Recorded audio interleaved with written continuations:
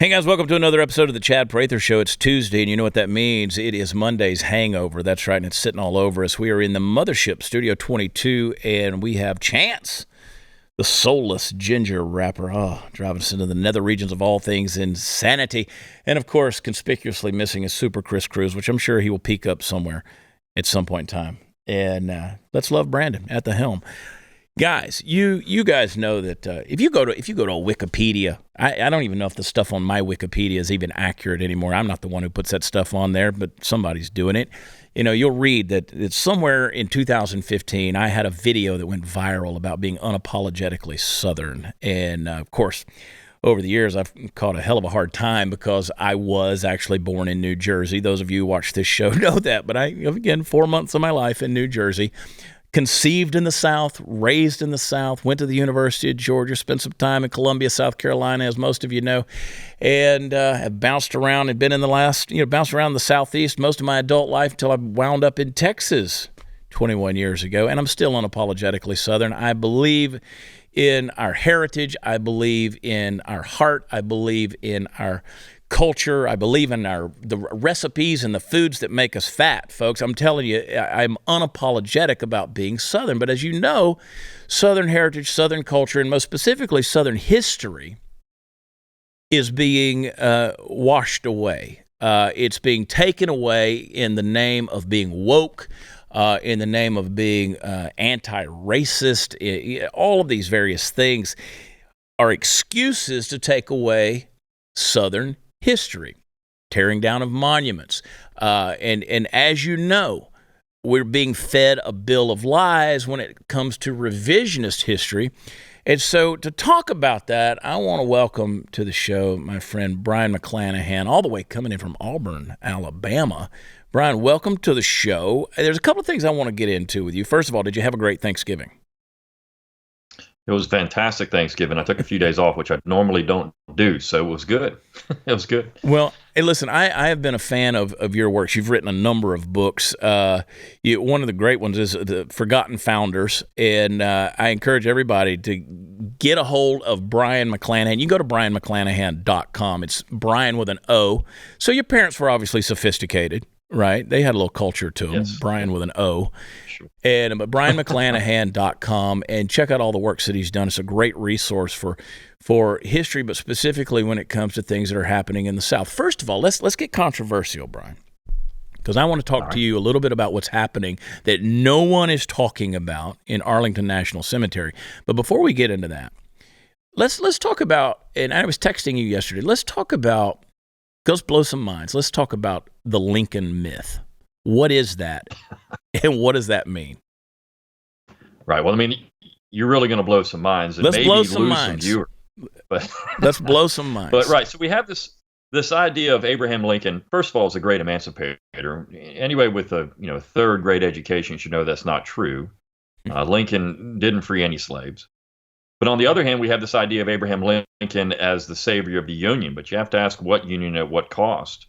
We know that Lincoln was a firm believer in centralization. If you look at the modern United States government, it is a byproduct of that war. And so when we talk about all these issues, whether it's the economy, whether it's woke politics, it doesn't matter. Everyone looks at the center. And so the Lincoln myth is that the center is the savior of everything. We don't have federalism anymore. We don't have state powers. We don't have states' rights. We don't have any of that stuff because all that was done away with in 1865. And I know that you ran for governor, and one of your platforms was secession of Texas. And of course, you can't even speak about that because according to Abraham Lincoln, that's all illegal. And so we have this myth of this proposition nation of one government, indivisible. And of course, it's simply not true. And if you were to ask the founding generation about that, they would have said that's nonsense. We don't believe in that. We believe in a federal republic. The states have powers that are reserved to them by the 10th Amendment. And they talked about secession openly, at least in New England. They started as early as 1794. So we've got this view of American government that was created by Abraham Lincoln during the war, by the Republican Party during the war, that doesn't mesh with the real history of America. And so when you start talking about the Confederacy or the war, which we will later, about Confederate monuments, there were certainly other views of the United States and of what American government meant and what the Constitution meant, that we're simply not allowed to talk about anymore because we have this view of America that's created by the Republicans and Lincoln during the war. Yeah. So you're telling me that Lincoln wasn't this altruistic messiah that saved the nation, like we tend to, you ask people, who's your favorite president? Oh, Abraham Lincoln. He was the first Republican president. He did all the emancipated, and a lot of people can quote the Gettysburg Address and, the Emancipation Proclamation, but that wasn't the case, right? Absolutely not. I mean, look, what union did he save? Was it the Union of the Founders? I think you can say no, conclusively. What we had after the war was something entirely different. In fact, they talked about it openly. When they used the term Reconstruction, the Republican Party during the war, they understood that was recreating America from that point forward. So we certainly could say that war was a second American Revolution, and many historians did for years, and they pointed back to that. We had a new nation conceived in 1865, and Lincoln did say this at the Gettysburg Address, but he wasn't putting the Union that was there before the war back together. Was something entirely new. But of course, the other thing about Lincoln that's fascinating, you brought up the emancipation side of it. Even Republicans recognized in 1865 his proclamation didn't do anything, didn't free any slaves. Thad Stevens, who himself was a committed abolitionist, said, "Look, you point to me where Lincoln freed any slaves, and everyone knows he didn't. It was a noble idea to have this Emancipation Proclamation, but we didn't do anything. We didn't free any slaves there, so we have to do that work now." And he was talking about, of course, leading into the 13th Amendment. So there's this image of Lincoln that is completely incorrect, this myth of Abraham Lincoln that's completely incorrect, and then there's the real Lincoln, and that real Lincoln is far from that myth that we often learn when we're in elementary school or junior high school. It's unfortunate that that's what so many people fall back on when they start talking about what we need to do to save America and bring back Abraham Lincoln. I would be inclined not to want to have a president who would be interested in imprisoning people for speaking out against him, or being involved in a war that killed 1 million people. So to me, the real Lincoln is not this savior that we portray him to be. Yeah, and as we talked about, I walked the battlefield at Antietam two weeks ago, and you figure how many in the bloodiest battle, in the Civil War, and you walk through that national cemetery at Antietam, and you realize such a somber place, and you recognize lives that were lost, brother against brother, and just the blood that was shed. And then you ask the question, okay, why? What is history telling us? When you look at the South, we have been so, the South has been so vilified by history, right? Everyone in the South had to have owned a slave, right? Everybody there was, pro-slavery and wanted to make sure that the evils of America continued to exist to the point where they were willing to lay down their lives to fight for those evils. In light of what we know, or what we don't know, how should we think about the Confederate South in terms of history today? Well, I mean, look, there are a lot of people that fought for the South that were descendant from the Founding Fathers. I mean, Jefferson's descendants fought for the South. Washington's descendants fought for the South. Madison's. We can go through the list.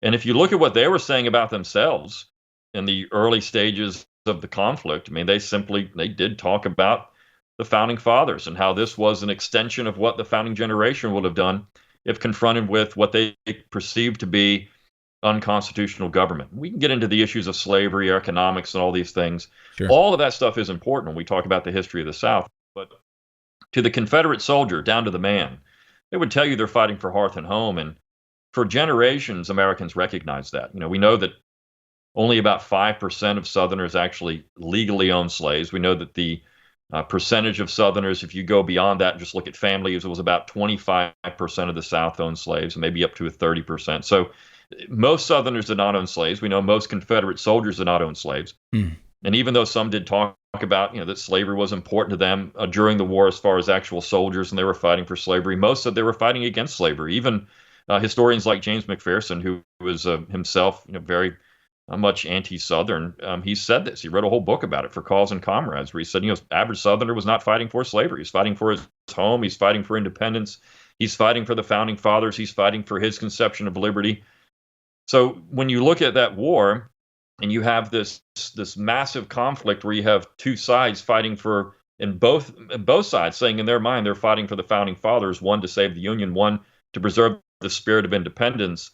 I think that's what they recognized by the time you got to the late 19th and early 20th century, and you saw you saw both sides building monuments to the war, whether it was Union dead or Confederate dead. They were recognizing this cataclysmic effect that it had on America and on the psyche of America, and then also how they could reconcile that. How could they come back together and shake hands again and say, you know what, you were doing what you thought was right, we were doing what we thought was right, but we're both Americans, and we have to shake hands now across the chasm, across the divide, and reconcile this United States. So, and I want to, you're leading me to the point that we want to get to, but the quick question: were those men who fought and died for the South, are they American heroes? I would say absolutely 100% yes. At least with the people building those monuments thought so, right? Absolutely. And the United States government recognized them as actual American veterans. So, I mean, these are heroes. Robert E. Lee, Stonewall Jackson. It didn't matter if you were born in the North or the South. Right. In the early 20th century, you thought Robert E. Lee was a hero. You thought Stonewall Jackson was a hero. I often point back, my father was born in 1940. We used to have a calendar in our house from a Northern insurance company from his birth year. And it had on there in January Robert E. Lee's birthday and Stonewall Jackson's birthday. Yeah. These were birthdays that people should celebrate, North or South. Didn't matter where you were. You celebrated those birthdays because they were heroes. Dwight Eisenhower kept an image of Robert E. Lee in his office as president because he thought Robert E. Lee personified what it meant to be an American. And this was the case for many, many years in the United States. So, I find it fascinating and purely tragic that so many people are now looking at these Southerners as simply traitors, villains, anti-heroes. For generations, Americans thought that Southerners were heroes. It didn't matter if you were in the North or the South. You recognized their bravery. You recognized their contribution to the American military tradition. And it was important for that reason alone. Brian, I know where we're going with this conversation, but I want to go to a break real quick because I don't want to interrupt you when we get into this because this is going to be the most important thing we talk about. So I'm going to go to a break a little early. Can you hang with me for another minute? I can. All right. I'm going to read a commercial here. We got to make some money around here and pay for this thing. So hang tight. Folks, for years you've heard me talk about iTarget, and if you have one, I'm about to take you to the next level. If not, this new product is something you need to get. It's Christmas time, guys. It's a great gift. Have you ever seen competitive shooters practice timing drills on the range? Imagine being able to do that at home anytime you want. You never have to spend a dime on ammo. iTarget Cube, that's what it does. iTarget Cube is fully compatible with your existing laser bullet if you have the iTarget Pro, or you can buy one or upgrade to a 3-pack for a truly unique training experience. Compete with friends, practice clearing drills, or use random mode to test your ability to react. All the while, the system's going to time every shot you take. So right now, I'll save you 10% plus free shipping with offer code CHAD. I spell it Chad. When you go to itargetpro.com, iTarget comes in most calibers from 9mm to .223, so you can train with almost any firearm you own. This is the easiest and most cost-effective way to train, and it pays for itself in a single day. That's the letter I, targetpro.com. itargetpro.com. Use offer code Chad. We'll be right back.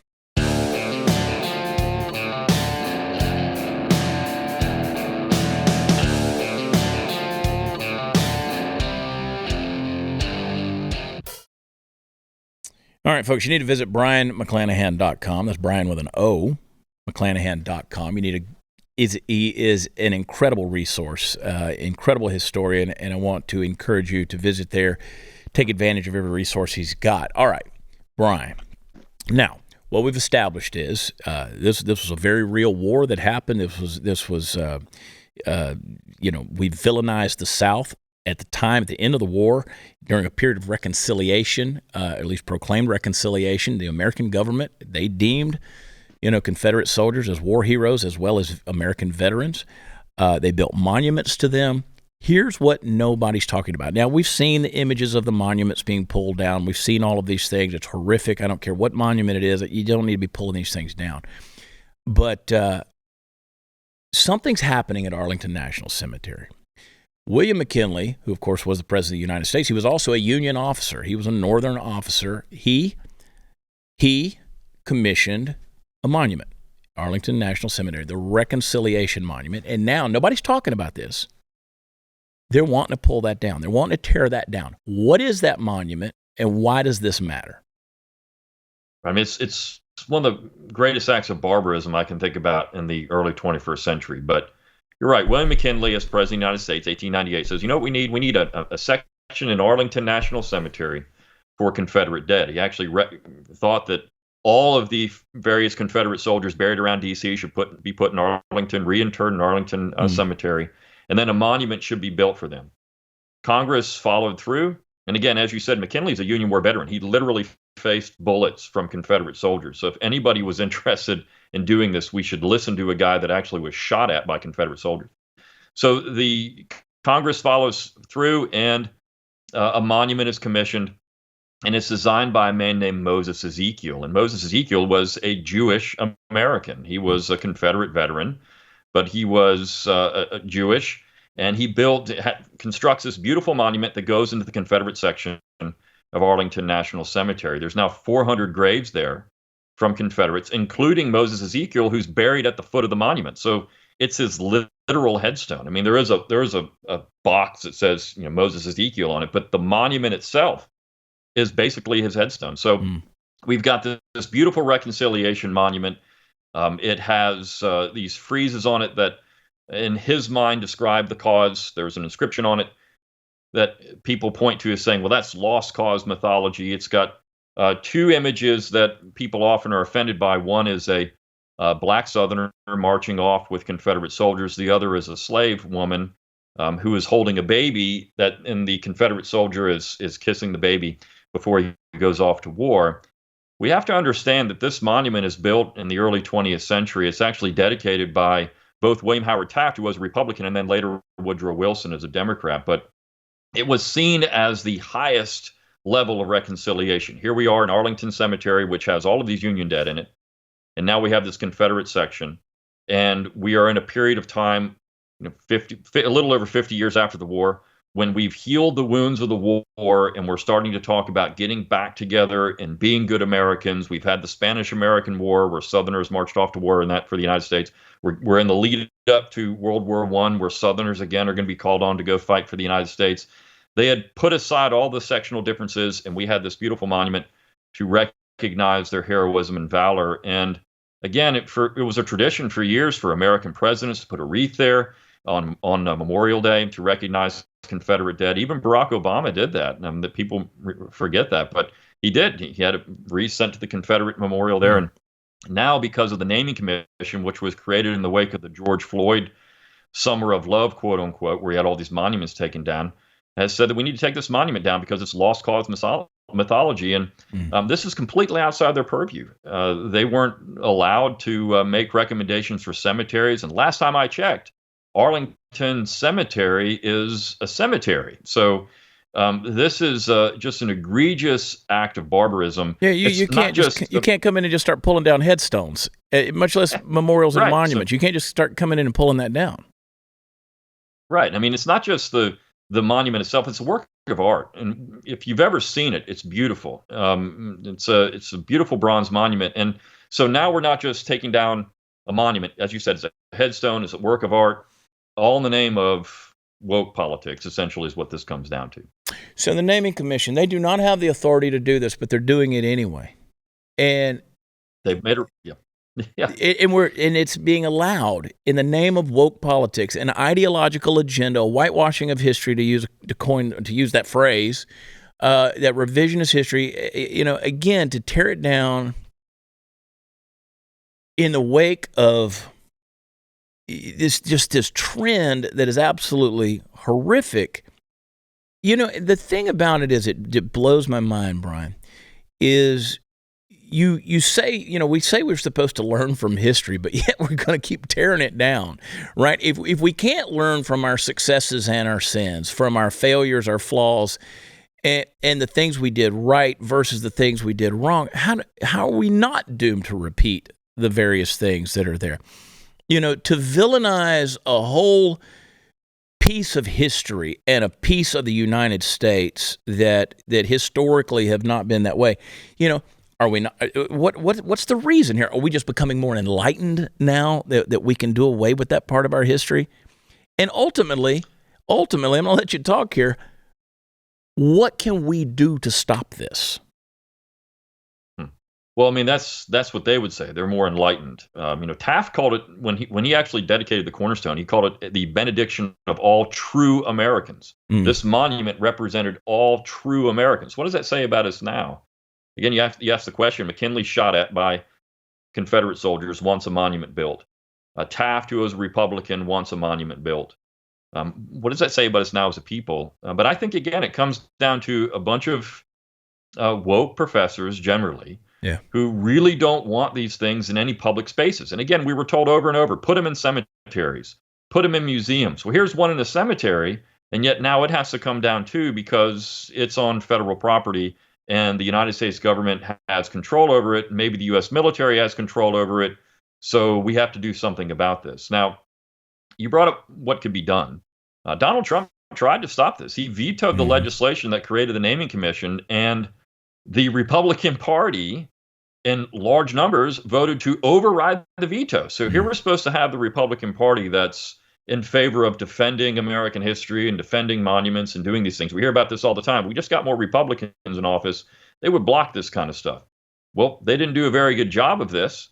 They could have stopped this when Trump vetoed the legislation. They could have not voted to override the veto. Of course, the end result of that would have been that the military would not have been funded for that time period. So the Democrats were smart about putting it into a military funding bill because the new Republicans couldn't go back to their constituents and say, well, we didn't fund the military because we were not going to support the renaming of military installations or the tearing down of monuments, whatever it was going to be. So what can be done? I mean, simply we have to start looking at, well, contact your Republican legislators. Yeah. There still might be some time to stop this. I don't know if there is a whole lot left, but contact your legislators. Let them know you want this monument saved, if nothing else, as a symbol of reconciliation. And I pointed out the two parts of the monument that the woke professors don't like.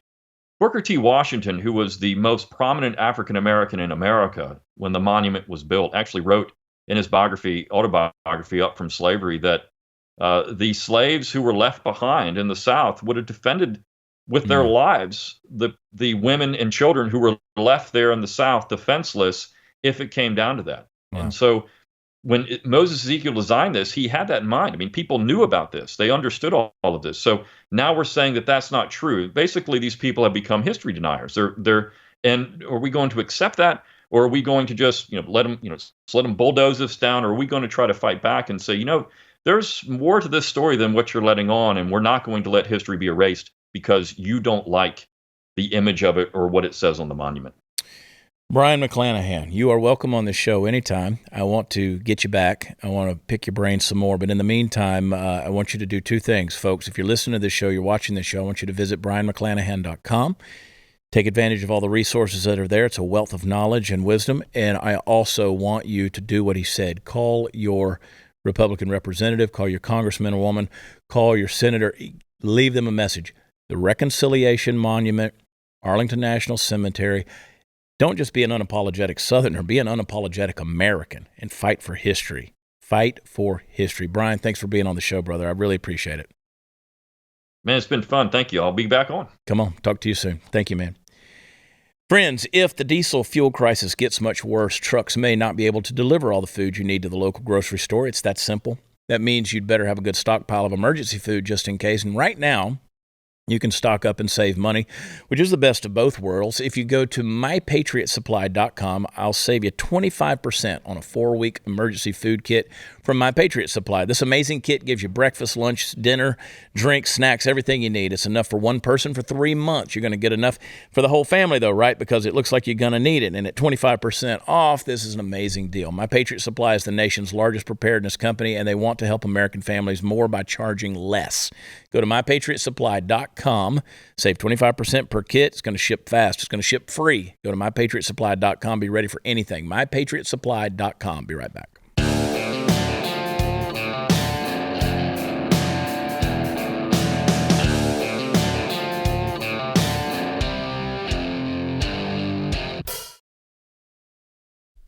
Hey, welcome back to the show. Here we go. You know, every now and then I like to come back on and give you an update on an earlier story that we talked about in prior weeks. And occasionally the update is good. You'll recall almost 2 months ago that we talked about that teenager, Erik Cantu, who was unjustifiably shot by police officer John Brennan in a McDonald's parking lot while holding nothing more menacing in his hands than a hamburger. You remember that story? Cantu has spent the past several weeks in hospital recovering and reportedly still has a long way to go to a full recovery, but was able to go home for the holidays. Brennan, meanwhile, was summarily fired, as he should be, but I want to talk a little bit about cops like Brennan for a minute, and don't get me wrong, the thrust of the story is, of course, that it's an excellent thing that Erik Cantu is going to not only survive, but recover from this event. We thank God for that and wish him all the speed toward health that he can have. But let's talk about the uncomfortable part again, folks, because that's what I like to do. I like to get just a little bit under the skin, just enough to make you squirm a little, because that's where the beginning of critical thinking sometimes lies, especially concerning issues for which we all have priors and opinions.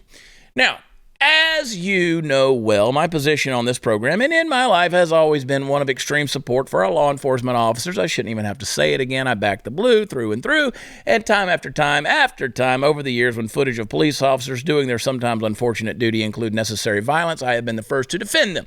They do a job that most of us can only begin to imagine and which isn't truly done justice in our television shows and movies and books. And what's more, most of them do it well, very well actually, most of the time. But every once in a while, something goes a little off the rails, or a lot off the rails in the case of former officer James Brennan.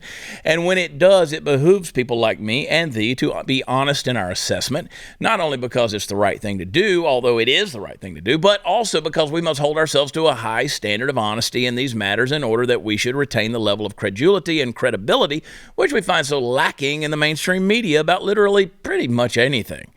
Police work is critical work, which means that police training must be critical training. In some places in this country, we don't do that enough, clearly. Also, there are shitheads in the mix with great men and women who serve to protect us, just like there are bad plumbers and bad musicians. There's bad cops, and the difference, of course, is that we give cops a gun and the potential to consequence-free right to end a life under the right circumstances. Now, if you see a flute player coming at you with a gun, well, that sucker's just crazy, and you better run. And to the liberals out there who would love to see this as a point of hypocrisy on the right, I merely have this to say. Just because I don't think gun control or ending the police are the answers to a problem like this one doesn't mean I don't recognize the problem. I could eat a hand grenade to cure an ulcer, and it would cure the ulcer, but I prefer to try a few less messy solutions first. We'll keep you posted on how this story continues. What are you grinning about? You're just really good at that. I am good at that. I guess. Half the time I don't even know what I'm saying. I wake up and there's a show. You know what I'm saying? Wow. Yeah. What do we... Let's talk about banning guns. You'd see the Joe Biden, they ask him the question deal. Yes. All right. You have that clip. Number one. Play it. Please. The idea we still allow semi-automatic weapons to be purchased is sick. It's just sick. It has no social redeeming value. Zero. None. Not a single solitary rationale for This Can you just pull that back up and pull just a screen grab? Just freeze it while that empty, dementia-ridden head is talking. Can you just give me a screen grab while this guy is saying, go ahead and play it, and leave my mic hot, and give me a pop-up, or whatever, screen grab, whatever. I don't know what we're doing here. I'm trying to use technical producer terms, and I don't know them. So, all right, look at him, and then freeze it right there. Now, here's a guy saying there's absolutely no reason whatsoever to have semi-automatic. The fact that you could still sell semi-automatic weapons, there's no reason whatsoever in America. It's just sick, I tell you. Look at all the semi-automatic weapons behind him. Now, I know there's a lot of firefighters, but there's some law enforcement back there, too. One just ducked behind his head. I guarantee you, pretty much every single person out there owns a semi-automatic weapon. Every single person out there. The people that are standing around him guarding his life are all carrying semi-automatic weapons. You can't, with this stupidity, Well, but Chad, when in recent history can you think of a time where the good guys with the guns, you know, the cops, the law enforcement, the ones who are allowed to have the guns, actually don't always get there in time? When have you? That never happens. They always rescue you in time. I'm going to name drop. Okay, I'm sitting at his home bar. I'm sitting at his house. Sitting there with John Rich. And John Rich, who I've heard him say this numerous times on interviews, he said, you know, if my wife's home alone, I'm out on tour, I'm singing a song on a stage somewhere, somebody kicks in the door in my house, and my wife's upstairs, and she can reach for a pistol that's got 6 shots or a rifle that's got 30 in the magazine. She doesn't know how many people are coming up those stairs. Mm-hmm. I want her to have all the firepower at her disposal. Magazine, whatever. I'm still more confident with a rifle than I am with my handgun. I just like it better. Sometimes I will put myself in a situation. Like I heard some weird noises the other night outside of my house, and listen. There are some parts of my home that are more fortified than others. Like I have plans. Yeah. Right. I know where I'm headed. Right. I am rarely out of reach of a rifle or a pistol or whatever. They're all semi-automatic, by the way. Yeah. I think I've got a couple of revolvers, and none of them are loaded even. It's not my go-to. Right. But my thing is, I was like, okay, if somebody were to come in this place, what am I grabbing? Handguns are always nearby, but like if I got 30 seconds to really think about this thing and it's go time. Yeah. Oh, I got a stack of rifles. Right. We about to start popping caps. Right. We're going through the walls and everything. Well, that's why we had to get a his and hers set, because I was like, honey. His and hers, that's cute. If something goes down, I'm grabbing the rifle. Like I'm grabbing my AR. So if you want one too, if we're both home, like we're going to need to get more, because that's mine. So let's say you have a home invasion situation, and let's say somebody grabbed your significant other, right? And they're holding a knife to their throat, or something. I'm just hypothetical, right? Which gun do you want? Do you want your handgun? Absolutely not. I don't. Absolutely do you want a shotgun? No, I don't, because if I shoot with a shotgun, I'm killing everybody. Yep. I want that rifle with that red dot that I can be precision accurate in that situation, right? So am I sick for wanting that tool in my home? I don't think I am at all. And also, if a tyrannical government's coming down the street to take me into custody like they're doing in China, I want them to have that red dot. You know, I want to be able to pop you at 100 yards before you get close to the house from my rooftop, like the Koreans. Well, we could get into why the Second Amendment was there, because, as you point out, like, you're supposed to have as much firepower as the government.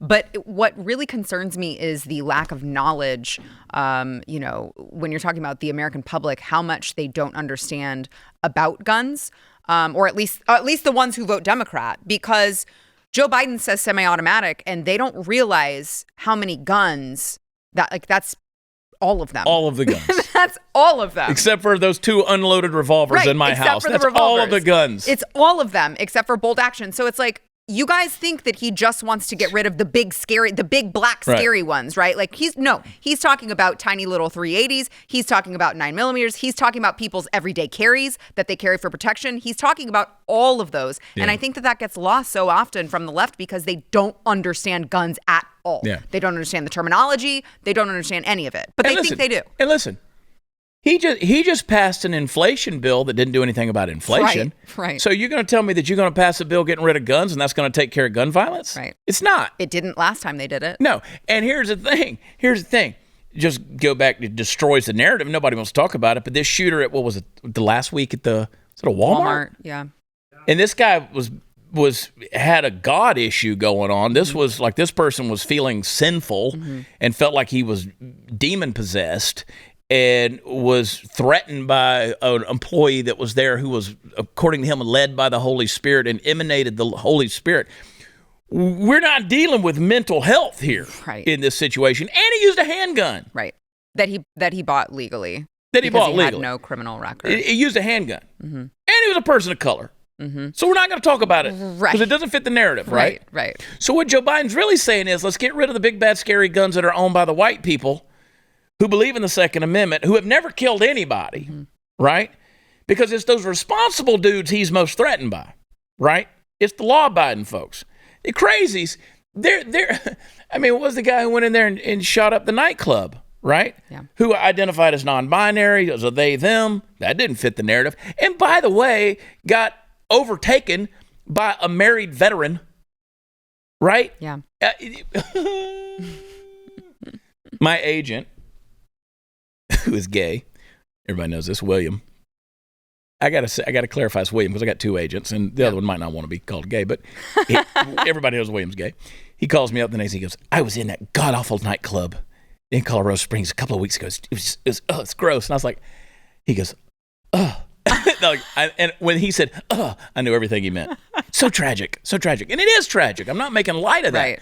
But what I am pointing out is the hypocrisy of not only your president, but the media that wants to bury all of this stuff when it doesn't fit that narrative. And I'm just tired of that same conversation, man. We just had a conversation with Brion McClanahan. Brion McClanahan, he can walk you through historic, from the American Revolution to the Civil War and all these things. The fact that men own guns are the reason we're free. Yes.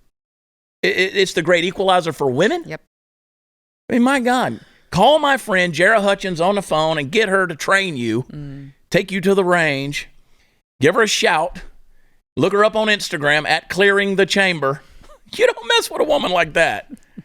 You don't mess with her. She has shotgun shells on her boots. You don't mess with a woman like that. You know what I'm saying? Yeah. It's the great equalizer. We live in a day and age where human trafficking is worse than ever. Pedophiles are on the loose. Home invasions. Open borders.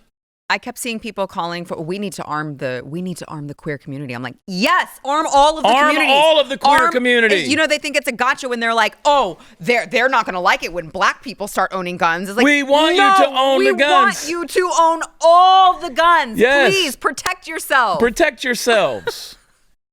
Anyway, hang tight. We'll be right back.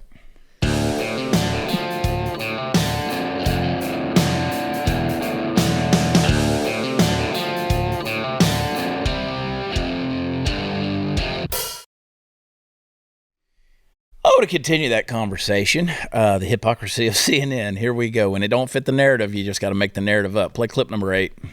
I think that's a guy. Complete ludicrous. I believe they're just saying that because they want to have the easy way out on this. That's really, really offending, especially being a transgender woman myself, that a male, which it was obvious with the mugshot, that's a man. That's not a non-binary person because in no way, shape, or form could they appear as a woman the next day. It's really offensive to even hear that they're playing that role. And if they're non-binary, why would you go after the club where you feel safe at? Why would you do that to a community where you are welcomed in if you are non-binary? Excellent. That is so transphobic. This is why, excellent point. This is why I'm done with the bullshit. I'm done with this whole gender bullshit. Look, you want to dress up, you want to do whatever you want to do. You want to chop your balls off. Well, you leave the kids alone. But I'm done placating, which I never have. I've never played to your pronouns. I don't care, all this kind of stuff. But the fact that you can't live up to it.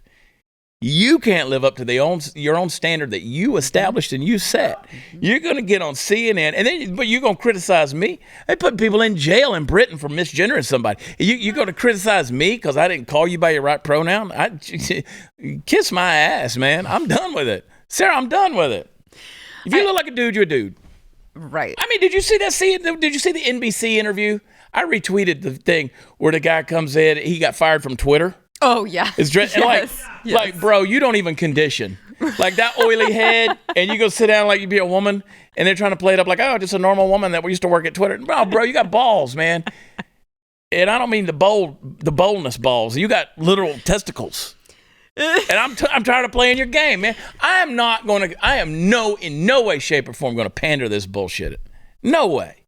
I'm done with it. It's also so telling that CNN even had this, like, it's a friend of one of the victims. Okay, well, why are they being asked these questions? Like, he's not qualified to answer that question. If you want to bring him on and be like, what was this person like? What are you, do that. But this dude has no business answering the question of like whether or not the shooter was actually non-binary. Yeah.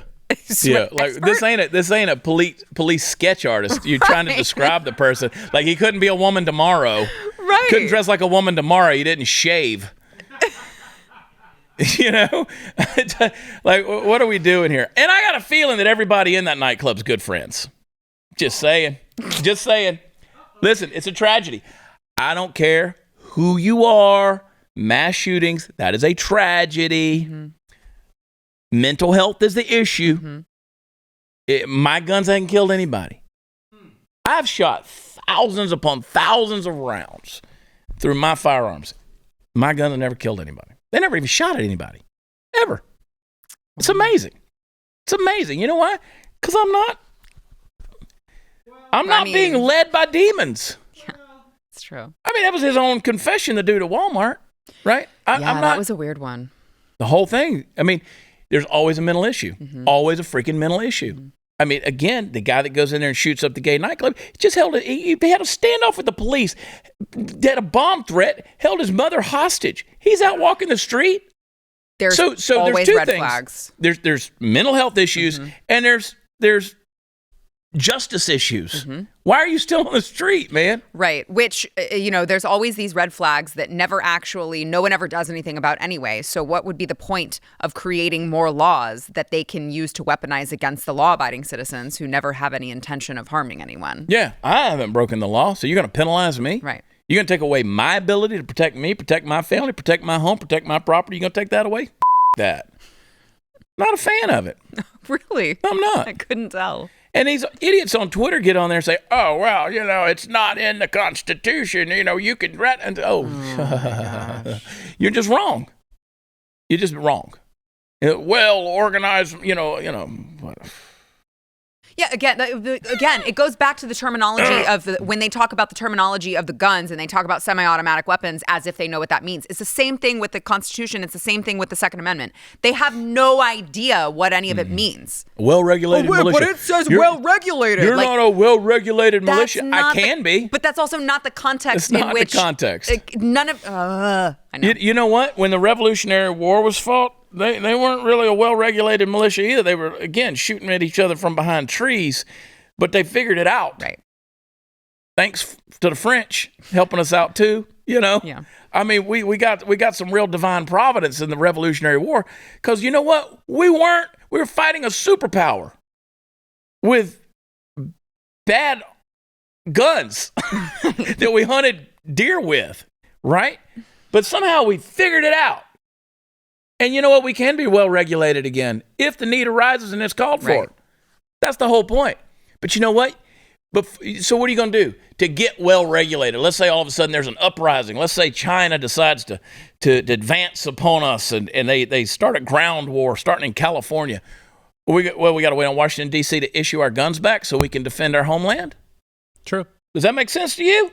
No, I'd rather know that, hey, my neighbors, you know what, guys? Let's make a plan. Mm-hmm. We just became a well-regulated militia. Look at us. Y'all want T-shirts? We can wear matching. Yeah. Everybody got ammo? You got ammo? Oh, look, it sounds like we're being regulated right now. Hey, if you don't have ammo, come get some out of this box right here. You need a magazine? There's one. Bam. Mm-hmm. We're suddenly well-regulated.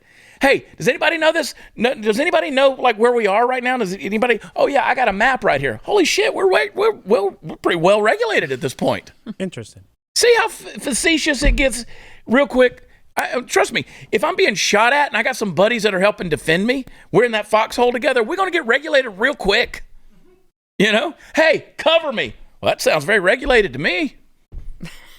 Are you a militia? Shit, yeah. CNN has something for you, Chad. They're not done with you. Let's have it. Okay. This freedom of speech is just nonsense because you can't go into a movie theater and yell fire. It's against the law. And what Putin's going to do, and the Russians, is they're going to use this as a vehicle to save himself in Ukraine. And, whether it's going to work or not, I don't know. But we're going to see, as soon as these restrictions come off, we're going to see the Russians all over it, as I just said. There you go, yeah. Vladimir Putin's going to get a Twitter handle. Start tweeting, I just love that they're still using the Putin thing like it matters to anyone anymore. No. How long are they going to scream about Putin? Oh, forever. This is the most powerful man that's ever existed. I mean, he really does take his shirt off and ride bears. I mean, this guy controls the world. All Vladimir Putin. And I love the people who come at me and tell me I don't know what I'm talking about when it comes to Russian economics. Trust me, they're a third world country. They spend all their money on nuclear missiles. It's bad. When you got your meat sitting out there at air temperature in unrefrigerated windows, yeah, I promise you. You got pretty women, but that they don't shave above the knee.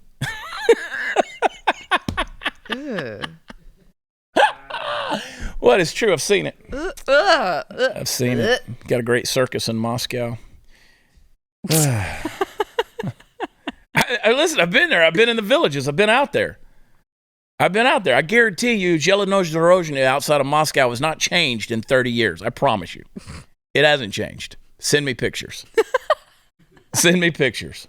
I guarantee you the same garbage buildings are right there. Nothing's changed.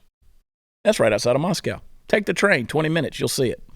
I've been there many, many times. Check it out. Hang tight. We'll be right back.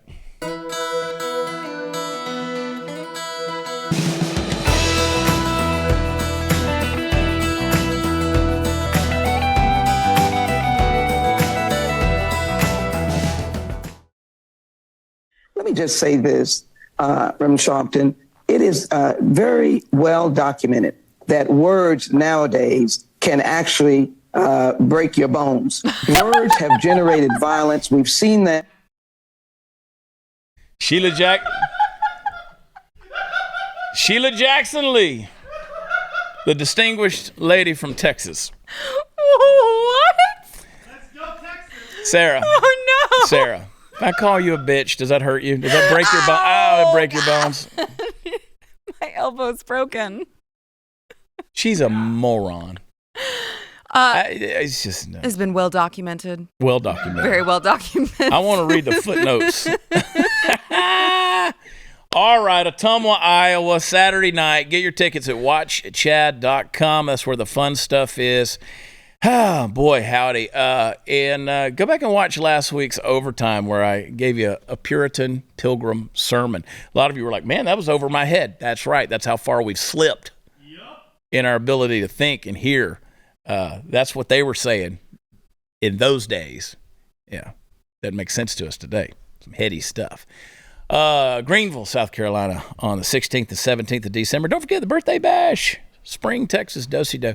ShopSarahG.com and go buy some stuff. American Beauty by Sarah.com. God, you're beautiful. You're a good-looking woman. I don't care who knows it. I'm in love, and I don't care who knows it. Tomorrow is hump day, and we'll see you there. Love you. God bless you. Bye.